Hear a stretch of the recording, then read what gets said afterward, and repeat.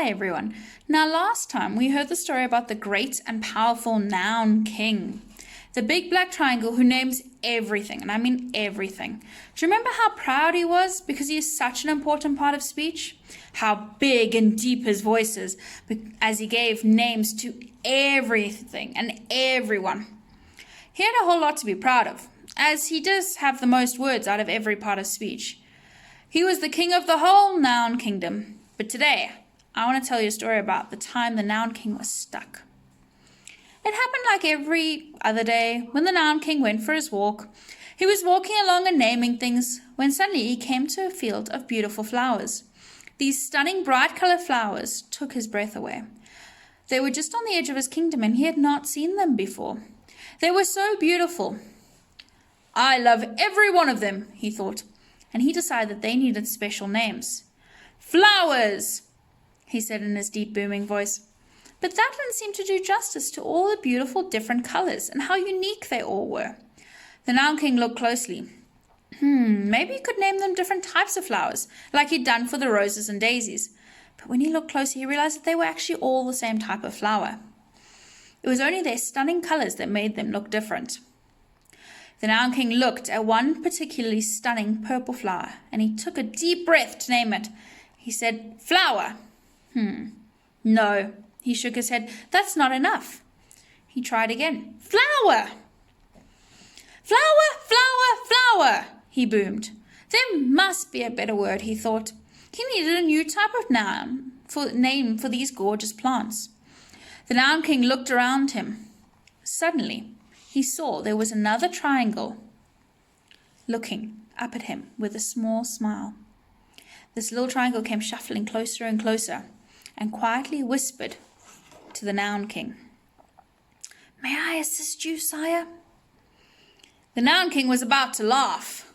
He was the king who names everything.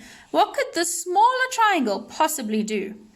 But he really was stuck and starting to feel frustrated and embarrassed, like maybe he didn't deserve to be so proud of himself.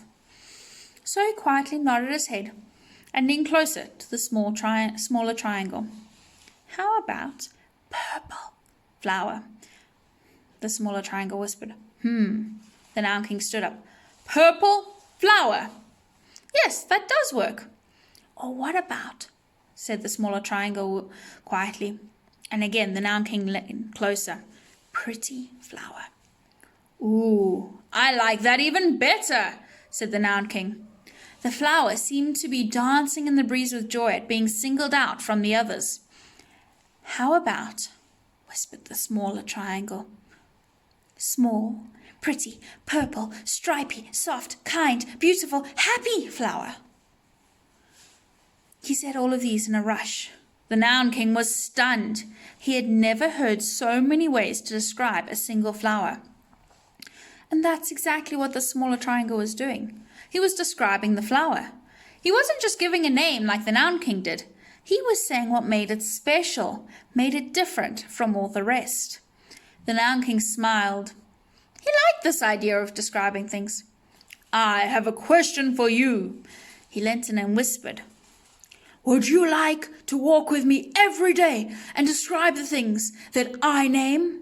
So they can feel even more special and unique, and everyone will see how different they are.